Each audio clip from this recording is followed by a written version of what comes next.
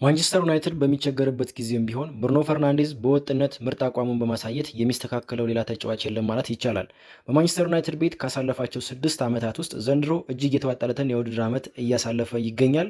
በዚህ ቪዲዮ ብሩኖ ፈርናንዴዝ በማንቸስተር ዩናይትድ ቤት ያለውን የታክቲክ ብስለትና የጨዋታ ግንባታ ክህሎት ወይንም ደግሞ ፕላይ ሜኪንግ ፕሮፋይል በዝርዝር የሚያሳዩ 3 የተመረጡ የመልሶ ማጥቃት አጋጣሚዎችን ወይንም ደግሞ የግብ ዕድል ፈጠራዎችን እንመለከታለን። ታዲያ ቪዲዮ ለብዙዎች እንዲደርስ ኮፒ ሊንክ እና ሼር እያደረጋችሁ ጀምሩት። ለዚህ ቪዲዮ ከመረጥኳቸው የጎል ዕድል ፈጠራዎች መካከል የመጀመሪያው በ2020 የውድድር ዓመት ማንቸስተር ዩናይትድ ከኤቨርተን ጋር ባደረገው ጨዋታ ላይ ለኤድሰን ካቫኒ ያቀበለውን ኳስ እንመለከታለን። ብሩኖ ፈርናንዴዝ ኳሱን ከዩናይትድ ሶስተኛ የሜዳ ክፍል ከተቀበለ በኋላ በመልሶ ማጥቃት በፍጥነት እየገፋ በኤቨርተን ሜዳ የመጨረሻው ክፍል ላይ ይደርሳል። ከዛም ኳሱን ራሱ የሚሾተው በማስመሰል ወደ ሴንተር ሲገፋ የኤቨርተን ተከላካዮች ትኩረታቸውን በሙሉ ወደ እሱ ማድረግ አቅጣጫቸውን ቀይረው ወደ ብሩኖ ይሳባሉ። ታዲያ ብሩኖ ፈርናንዴዝ ለኤድሰን ካቫኒ ነጻ ስፔስ መፍጠርን አስቀድሞ ያሰበው ስለነበረ ኳሱን የሚሾት አስመስሎ ወደ ካቫኒ ፓስ በማድረግ ጎሉ በቀላሉ እንዲቆጠር ማድረግ ችሏል። ይህ አሲስት ከብሩኖ የቴክኒክ ልህቀትም በላይ የቡድን አመራርና ስነልቦና ወይም ደግሞ ሳይኮሎጂካል ሊደርሺፕ በግልጽ የታየበት ነበር። ምክንያቱም ብሩኖ ፈርናንዴዝ ራሱ ጎል አግብቶ ሃትሪክ የመስራት እድል እያለው ለቡድን አጋሩ ኳሱን አመቻችቶ በማቀበል የካቫኒን በራስ መተማመን ለመገንባት ሆን ብሎ ያደረገው ውሳኔ ነበር። ሁለተኛውን አጋጣሚ ስንመለከት ማንቸስተር ዩናይትድ ከማንቸስተር ሲቲ ጋር ባነበረው ጨዋታ ላይ ለብሪያን ምቤሞ ያቀበለውን ኳስ እንመልከት።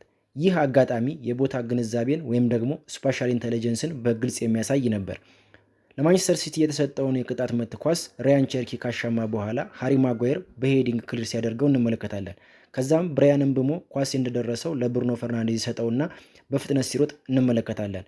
ብሩኖም ኳሱን ከእግሩ ሳያርቅ ግራ ቀኙን እያማተረ ወደፊት በፍጥነት እየገፋ የሜዳ መጨረሻ ክፍል ላይ ይደርሳል። በቀኝ በኩል አማድ ዲያሎ፣ በግራ በኩል ብሪያን ምቤሞ፣ በመካከል ደግሞ እሱ ራሱ አማራጭ እንዳለው የተረዳው ብሩኖ ፈርናንዴዝ የአቅጣጫ ለውጥ ለማድረግ በሚመስል መልኩ ዱሚ ወይም ደግሞ ፌንታ በሚባለው ቴክኒክ ኳሱን ሳይነካ ወደ ቀኝ ለመሄድ ሲሞክር የማንቸስተር ሲቲን የመከላከል መስመር ሙሉ በሙሉ አፍርሷል ማለት ይቻላል። ብሩኖ ፈርናንዴዝ ኳሱን እየገፋ በነበረበት ቅጽበት የምቤሞን ሩጫ እስካን ስላደረገው ኳሱን መቆጣጠር የማጥቃቱን ፍጥነት እንደሚቀንሰው ያውቃል። ስለዚህ ኳሱን ሳይነካው የእግሩን እንቅስቃሴ ብቻ ወደ ቀኝ በማዞር የሲቲውን ተከላካይ ኩሳኖቭን ወደ እሱ እንዲሳብ በማድረግ ትኩረቱን መስረቅ ችሏል። ከዛም በብርሃን ፍጥነት ኳሱን ለምቤሞ በማቀበል በፈርስት ታይም ተች ቀጥተኛ ጎል እንዲሆን እድል ፈጥሯል። ይህ አይነቱ ኦፍ ደ ቦል ቴክኒክ የብሩኖ ፈርናንዴዝ ዋናው ቺቲንግ ኮር ነው ማለት ይቻላል። ፍጹም ተመሳሳይ ባይሆንም ሌላ ተጨማሪ አጋጣሚ እንመልከት። በ2024 የውድድር ዓመት ከማንቸስተር ሲቲ ጋር በነበረው የኤፍኤ ካፕ ፍጻሜ ጨዋታ ላይ ለኮቢ ሜኑ ያቀበለውን የመጨረሻ ኳስ ስንመለከት ሌላኛው የብሩኖ ፈርናንዴዝ ማስተርፒስ ሆኖ እናገኘዋለን። በመጀመሪያ ኳሱ ራሽፎርድ ጋር በነበረበት ሰዓት ኳሱን ለመቀበል ብሩኖ ሲጠይቀው ነበር። ነገር ግን ራሽፎርድ ለብሩኖ ከመስጠት ይልቅ በረጅሙ ለጋርናቾ ማሻገርን ነበር የመረጠው። ኳሱ ጋርናቾ ጋር ከመድረሱ በፊትም ሆነ ከደረሰ በኋላ ብሩኖ ፈርናንዴዝ ከሱ በቅርብ ርቀት ያለውን ኮቢ ሜኑን በአይኑ ሲከታተለው ነበር። ከዛም የፍጹም ቅጣት ምት ሳጥኑ አካባቢ እንደደረሰ ጋርናቾን ኳሱን ፓስ እንዳደርግለት ይጠይቀዋል። እዚህ ጋር ብሩኖ ፈርናንዴዝ 3 አማራጭ አለው። ራሱ ቀጥታ ወደ ጎል መሾት ወይም ደግሞ በኦቨርላፕ ለሚሮጠው ለአሮዋን ቢሳካ ፓስ ማድረግ ወይም ደግሞ በአይኑ ሲከታተለው ለነበረው ኮቢ ሜኑ ኳሱን መስጠት።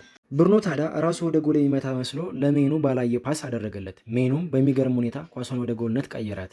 ትልቁ ምስጢር ያለው እዚህ ጋር ነው። ምክንያቱም ብሩኖ ፈርናንዴዝ ወደ ሜኑ ሳይመለከት ኳሱን ባላየ ማቀበሉ የካይ ወከርንና የግብ ጠባቂውን የሰውነት እንቅስቃሴ ሙሉ በሙሉ ፍሪዝ ማድረግ ችሏል። እንግዲህ ብሩኖ ፈርናንዴዝ በጠባብ ቦታ የሚያሳየውን ቴክኒካል ኤፊሽንሲ እንዲሁም በሽርፍራፊ ሰከንዶች የመወሰን ችሎታውን ስንመረምር ብሩኖ ጨዋታን በላቀ አእምሮ እያነበበ የመጫወት ብቃት እንዳለው በግልጽ እንረዳለን።